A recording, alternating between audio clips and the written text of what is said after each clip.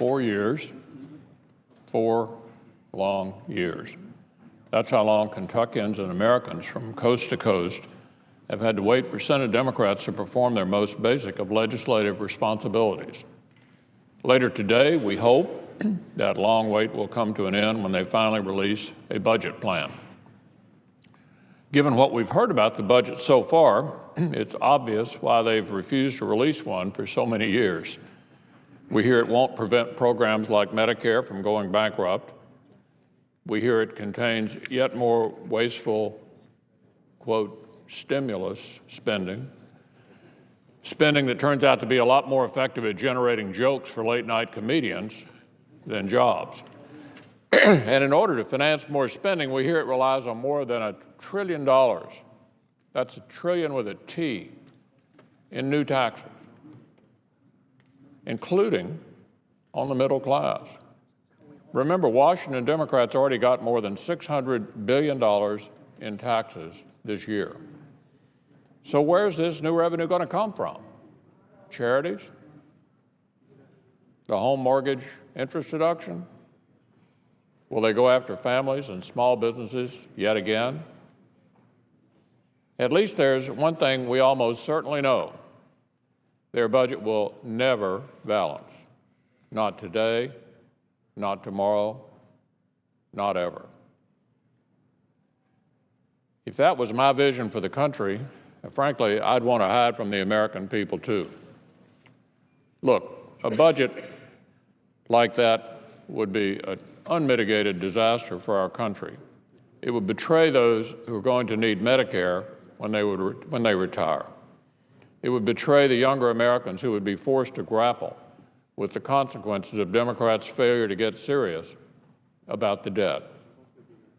It would betray the hardworking middle-class families that simply can't afford higher taxes, especially in the Obama economy.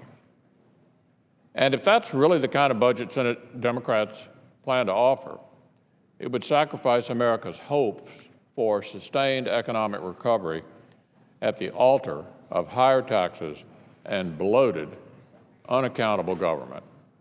It would also draw an important contrast with the budget Republicans put forward yesterday. Because here's the thing, Republicans believe we should be growing the economy, not the government.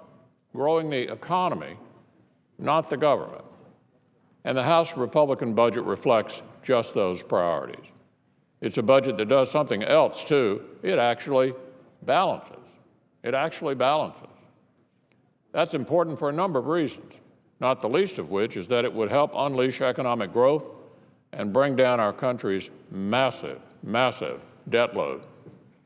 Interest payments on the national debt alone are set to exceed everything we spend on defense. Interest on the national debt is going to exceed everything we spend on defense in just a few years' time.